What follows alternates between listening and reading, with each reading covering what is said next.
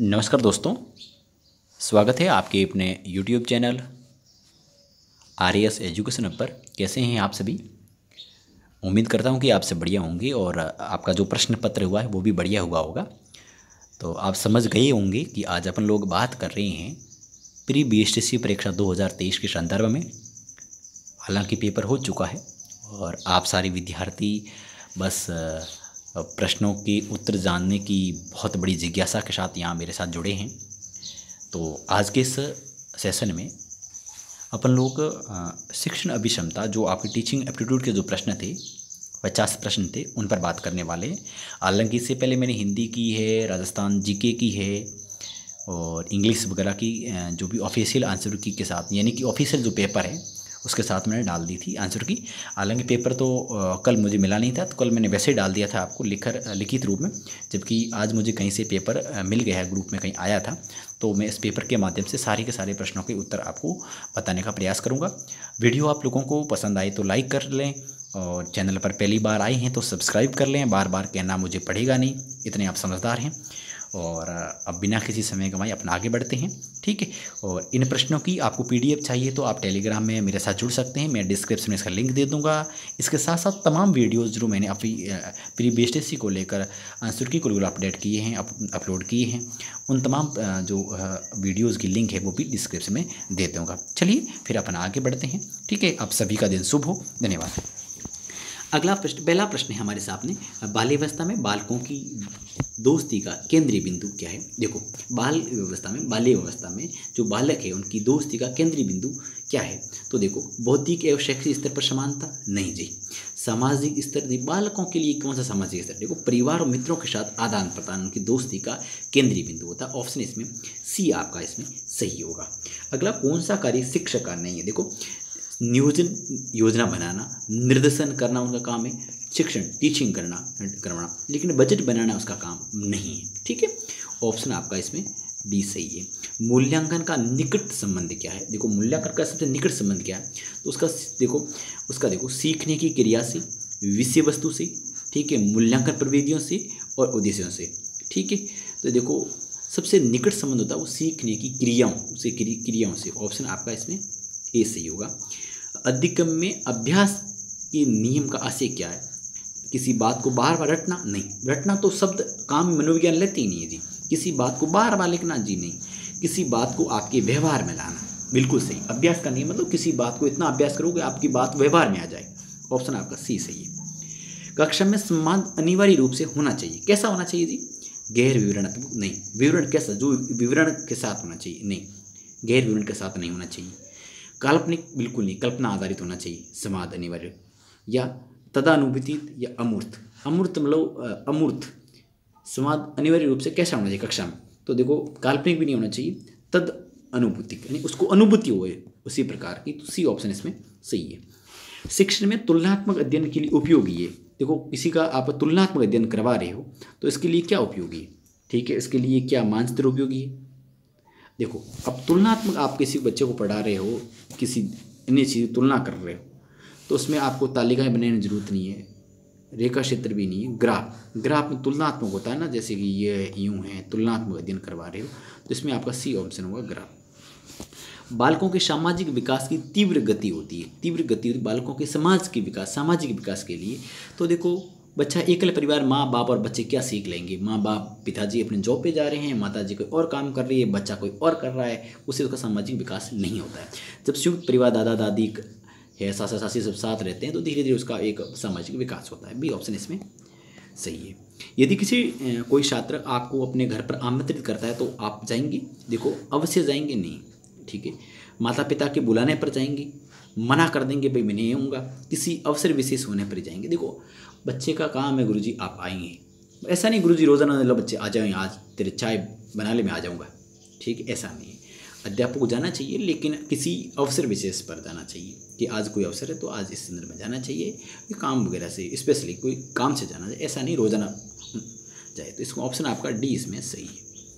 निम्नलिखित गुणों के समूह में कौन सा शिक्षक के लिए उपयोगी है। देखो, शिक्षक ईमानदार, ईर्ष्या और ज्ञान। देखो, ईर्ष्या तो होनी नहीं चाहिए शिक्षक में, फिर किस काम का शिक्षक, ठीक है। एक मिनट, चलिए प्रश्नों को आगे बढ़ाते हैं। थोड़ा सा कोई इश्यू हो गया था। अगला जो ऑप्शन है वो है ज्ञान है, संयम है और विवेक है। ये काफ़ी अच्छा लग रहा है। सहनशीलता, करुणा, प्रभुत्व, प्रभुत्व नहीं होना चाहिए। क्षमा, क्रोध, क्रोध नहीं होना चाहिए। इसका मतलब ऑप्शन आपका इसमें बी सही है। नेतृत्व के गुणों का विकास बालकों में इसलिए किया जाता है क्योंकि वे क्या करते हैं, आगामी जीवन में श्रेष्ठ नेतृत्व करें, व्यक्तित्व का विकास कर सके, मित्रता की भावना बढ़ा सके, समाज को समझ सके। तो इसमें जो सही आंसर है, आगामी जीवन में बहुत कुछ अच्छा कर सके, अच्छा नेतृत्व कर सके, इसलिए। तो ऑप्शन आपका इसमें ए सही है। अगला है प्रौढ़ शिक्षा का उद्देश्य क्या है। प्रौढ़ शिक्षा का मतलब है कि 18 वर्षीय उम्र, अधिक उम्र के जो लोग होते हैं उनको साक्षर करना होता है, वो होती है प्रौढ़ शिक्षा। तो उसका मतलब ये होता है कि आपके प्रौढ़ शिक्षा का उद्देश्य साक्षरता, साक्षर करना उनको। ठीक है। परिवार एक साधन है, किसका साधन है, तो परिवार, सीधी सी बात है कि परिवार एक साधन है। अपन को शिक्षा मिलती है, विद्यालय मिलती है, औपचारिक मिलती है, जबकि अनौपचारिक शिक्षा मिलती है वो अपन को घर परिवार में मिलती है। तो ऑप्शन आपका इसमें बी सही है। उस नेता का माना जाता, पता नहीं एक प्रश्न को भाई यहाँ दिख नहीं रहा सही। ठीक है। शिक्षण प्रक्रिया के तहत आश्रित कौन है, आश्रित छात्र होता है। ठीक है, ऑप्शन सी सही है। शिक्षण की योजना पद्धति होनी चाहिए, कैसी होनी चाहिए, तो बाल केंद्रित, बच्चों पर आधारित होनी चाहिए, प्रोजेक्ट नहीं, पुस्तक केंद्रित भी शिक्षक नहीं, बाल केंद्रित होनी चाहिए। वह कारक जो व्यक्ति में कार्य करने के लिए उत्साह बढ़ाता है या घटाता है, तो अभिप्रेरणा है, जो मोटिवेशन कह सकते हैं, अभिप्रेरणा होती है, वो आपको कार्य करने की जो उत्साह है वो बढ़ाती भी है और घटाती भी है। क्योंकि इसमें अभिप्रेरणा दो प्रकार की होती है, एक नकारात्मक होती है, एक सकारात्मक होती है। अगर ये नकारात्मक मिलती है तब तो ये प्रेरणा को, उत्साह को घटाती है, और इसको सकारात्मक मिलती है तो भी बढ़ाती है। ठीक है, ऑप्शन आपका सी सही है। सृजनात्मकता का प्रारंभ कौन सी अवस्था में होता है। देखो, सृजनात्मक सृजनशील कार्य करने की ये बाल्यावस्था में बच्चा शुरू कर लेता है, 6 से 12 की उम्र में। ठीक है। अगला है गृह कार्य पूर्ण करने की नियमित आदत छात्रों को बनाती है। तो ये बनाती है बच्चों को अपने खुद पर विश्वास करने के लिए, विश्वस्त कह सकते हैं। ठीक है, और स्वतंत्र भी कह सकते हैं। पूर्ण करने आदत छात्रों को बनाती है, तो ये बोझ मुक्त नहीं बनाती है, नीरस नहीं है, ये उनको विश्वस्त कह सकते हैं, बनाती है, विश्वस्त बनाती है। अगला, बालक की उन्नयन और विकास में सर्वाधिक भूमिका किसकी होती है, तो ये एक समर्पित शिक्षक की अच्छी भूमिका होती है। ठीक है। अगला, निम्नलिखित में से सृजनशीलता का प्रमुख तत्व क्या नहीं है। देखो, एक सृजनशील का प्रमुख तत्व है, उसमें अनुशासन होना चाहिए, उसकी खुद की मौलिकता होनी चाहिए, और उसमें लचीलापन और धाराप्रविता, ये ऑप्शन है। तो इसमें है ना, आपकी लचीलापन नहीं होना चाहिए, बाकी सारे होने चाहिए, धाराप्रविता भी होनी चाहिए। अगला प्रश्न है, बालक की सीखने की पहचान आप कैसे करेंगे। बालक सीख रहा है कि नहीं सीख रहा है, उसकी पहचान आप कैसे करेंगे। उसका अक्षर ज्ञान देकर, जी बिल्कुल नहीं। उसका व्यवहार परिवर्तन, हाँ, उसके व्यवहार से पता चल जाएगा बच्चा सीख रहा है कि नहीं सीख रहा है ना। और उसके प्रश्न का उत्तर सुनकर उसकी लिखित परीक्षा लिख, नहीं, बिल्कुल जी, उसके व्यवहार से अपन पता कर लेंगे बच्चा सीख रहा है कि नहीं सीख रहा है। अगला, समायोजन की प्रक्रिया क्या है, एडजस्टमेंट क्या होता है। तो समायोजन कैसा है, स्थिर, बिल्कुल नहीं जी, गतिशील, मानसिक और स्थापन। तो समायोजन है वो एडजस्टमेंट है, वो मानसिक होता है। ठीक है, इसमें सी आपका इसमें सही होगा। अगला, शिक्षक मुख्य रूप से किसके प्रति जवाबदेह रहता है। अभिभावकों के प्रति, बिल्कुल नहीं। प्राचार्य के प्रति, नहीं। शासन के प्रति, नहीं। समाज और छात्रों के प्रति, बिल्कुल जी। हालांकि रहता सभी के प्रति है, लेकिन मोस्टली पूछा है इन्होंने, मुख्य रूप से पूछा है, तो इसका सही होगा। अभिभावकों के प्रति भी रहता है, उसकी जवाबदेही बनती है। प्राचार्य के प्रति भी रहती है, शासन के प्रति भी उनकी रहती है, क्योंकि शासन के प्रति रहती तभी तो आपको पता, शिक्षक कभी देखा प्रचार करते हुए, राजनीति कभी प्रचार किया, बीजेपी का वोट दो, कांग्रेस को दो, फलाना, कभी वो शासन के प्रति भी उनको जवाबदेहिता रहती है, पर इतनी नहीं रहती जितनी समाज और छात्रों के प्रति। ऑप्शन आपका डी इसमें सही है। अगला है, शैक्षिक प्रौद्योगिकी के उपयोग के फलस्वरूप शिक्षक का कार्य क्या होता है। देखो, शैक्षिक एजुकेशनल टेक्नोलॉजी से एक शिक्षक का क्या काम हो गया, एक सरल काम हो गया। अच्छे से आप देखो भाई, जैसे आज आपके विद्यालय में अध्यापक जी नहीं है, तो कहीं आपको पता है कि आजकल बहुत ज़्यादा डिजिटल बोर्ड लगे हुए हैं, तो उसमें कक्षा शुरू करके दे देते हैं कि आप पढ़ो बस, है ना। तो और दूसरा कोई काम, और शिक्षक कोई और काम कर रहा है, और फिर भी कोई क्लास लगा के आपको दे देता है कि आप क्लास देखिए। तो मैं कुल मिला के काम जो कह सकते हैं एजुकेशनल टेक्नोलॉजी की वजह से अध्यापक काम सरल हो गया है। सीसी में कुल कितने सेमेस्टर होते हैं। सेमेस्टर होते हैं वो 2 होते हैं, और एक ऐसे होता है और एक एफ होता है। तो ये आपके 4 होते हैं, ये 2 होते हैं, तो इसका सही ऑप्शन आपका बी है। सृजनात्मकता मुख्य रूप से संबंधित किससे हैं? तो देखो ये अवसारी चिंतन से हैं। बहुत अच्छा प्रश्न है, बहुत शानदार है। इस बंदे ने जो प्रश्न किए अच्छे प्रश्न किए हैं, हो सकता है इसने मनोविज्ञान को पढ़ा होगा। आपकी बात मनोवैज्ञानिक प्रश्न थी। भाषा किसका माध्यम है? देखो भाषा है सहज अभिव्यक्ति का। भाषा किसका माध्यम है? सहज अभिव्यक्ति कर सकते हैं। ठीक है, तो इसका ऑप्शन आपका इसमें बी सही है। अधिगम की सफलता का मुख्य आधार क्या है? देखो प्रमुख आधार पूछा तो प्रशंसा है, नेतृत्व, पुरस्कार। इसका मुख्य लक्ष्य पाने की उत्कृष्ट इच्छा होती है, वो डी ऑप्शन इसमें सही होगा। ठीक है, अधिगम की सफलता आपको पुरस्कार मिले, ये भी नेतृत्व, प्रशंसा, लक्ष्य पाने की उत्कृष्ट इच्छा भी इसमें कहा जा सकता है। अगला है द कंडीशन ऑफ लर्निंग नामक पुस्तक किसने लिखी थी? ये लिखी थी स्किनर ने। ये आपके स्किनर ने लिखी थी, और स्किनर ने चूहे और कबूतर पर अपना एक स्टडी पेश की थी। एक अध्यापक का अनिवार्य व्यक्तित्व संबंधी गुण है, अनिवार्य का, तो वो उसके क्या है? शारीरिक और मानसिक स्वस्थता। उसकी शरीर भी स्वस्थ होना, मानसिक भी स्वस्थ होगा, तभी तो बच्चों को कुछ दे पाएगा ना। सी आपका इसका ऑप्शन सही है।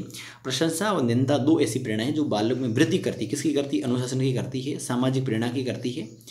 तो प्रशंसा से उसको बच्चा का, निंदा से ऐसी प्रेरणा जो बालक में वृद्धि करती है। क्या करती है? देखो शरीर अनुशासन की वृद्धि करती है प्रशंसा, इसका मतलब ऑप्शन डी आपका सही है। ठीक है, शरीर नहीं है, पहले ऑप्शन तो सी आ रहा है, इसका मतलब डी सही है।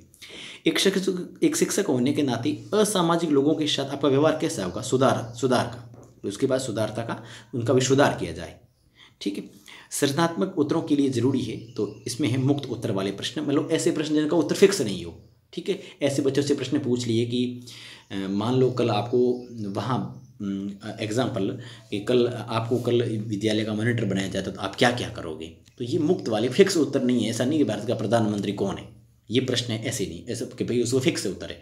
मुक्त उत्तर वाले, जो इसके कई सारे उत्तर हो सकते हैं, कई सारे वो अपने सोच और क्षमता के आधार पर दे सकता है। छात्रों में नैतिक मूल्य किस प्रकार उत्पन्न किए जाते हैं? तो महान व्यक्तियों की जीवन गाथा आपके गाकर नहीं, छात्रों उन्हें उत्पन्न है पाठ्यक्रम के साथ नैतिकता संबंधी करके, सुबह प्रार्थना करके, नैतिक मूल्य पर केंद्रित फिल्म दिखाकर नहीं, महान व्यक्तियों को जीवन गाथा गाकर। ऑप्शन बी सही है।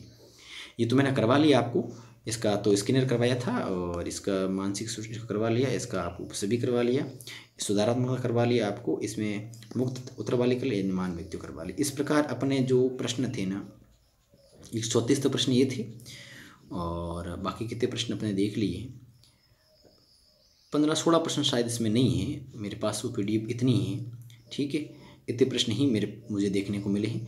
कुछ प्रश्न शेष बचे हैं, तो अपना अगले सेशन में जब भी कोई नया वीडियो आएगा, तो थोड़ा एक प्रश्न शेष रहे हैं, तो जब भी कोई मुझे ऐसा मिलेगी PDF, तो मैं आपके साथ साझा कर लूँगा। ठीक है, धन्यवाद।